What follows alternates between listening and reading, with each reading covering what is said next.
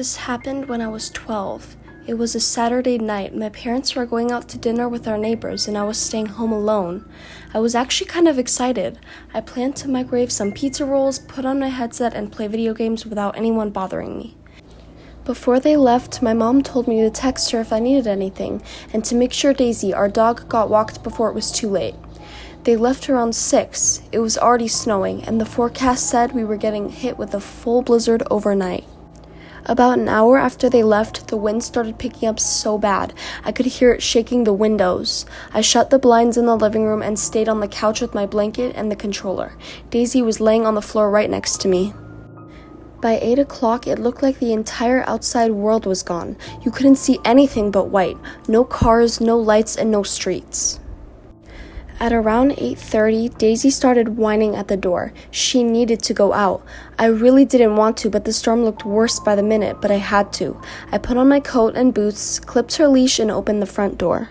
The cold hit hard. I could barely see across the yard. The street was just gone in the wind and snow. Daisy pulled me down the front path. We walked about 10 feet before she stopped. Her head snapped forward and her body went still. I looked up. There was a person standing at the very end of the street, far enough away that I couldn't see their face, but close enough that I could tell they were facing me.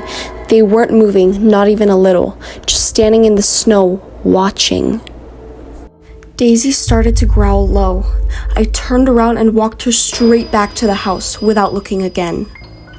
I locked the door, then I locked it again.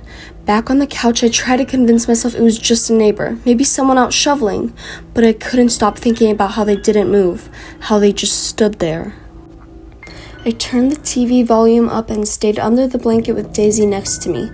Then I heard something. 3 soft taps, coming from the sliding glass door in the kitchen. I didn't move at first, I just listened. Tap, tap, tap. I was really scared, but almost instantly I grabbed my dad's flashlight from the cabinet and walked into the kitchen. The curtain was closed. I pulled one corner back and looked outside. No one was there, but I saw footprints in the snow. There were only some leading to the door, but none leading away. I pulled the curtain closed and locked the door, even though it was already locked. Then I checked every other door, all locked, except for one. The basement door that leads to the outside storm hatch, 3 inches wide. I didn't open it. We never used that door. I stood at the top of the basement stairs and shined the flashlight down. I couldn't see anything past the last step. I went down slow. The basement was freezing. I could see my breath. The air felt different, like something was waiting. I shined the flashlight behind the shelves, behind the water heater. Then I moved toward the furnace, and I saw him.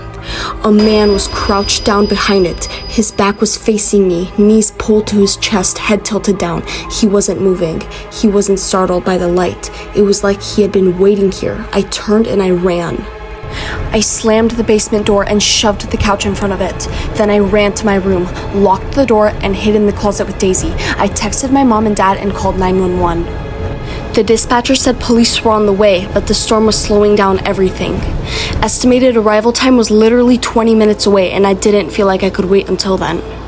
I stayed completely still in the closet. Daisy was shaking right next to me.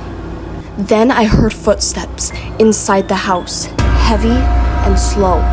He walked through the kitchen, then the hallway, trying each door as he passed. When he got to mine, he stopped. I could hear him breathing. Then I heard a metal scraping against the door like a knife. Back and forth. No knocking, no talking. Just that scraping, and then nothing. When the police arrived, he was gone. They searched through the whole house, the basement, the woods, but nothing. They found something on the table carved into the wood of the dining table. 4 words, all caps, deep scratches. I know you're alone. To this day, the person never returned, and I hope he never comes near me or my family ever again.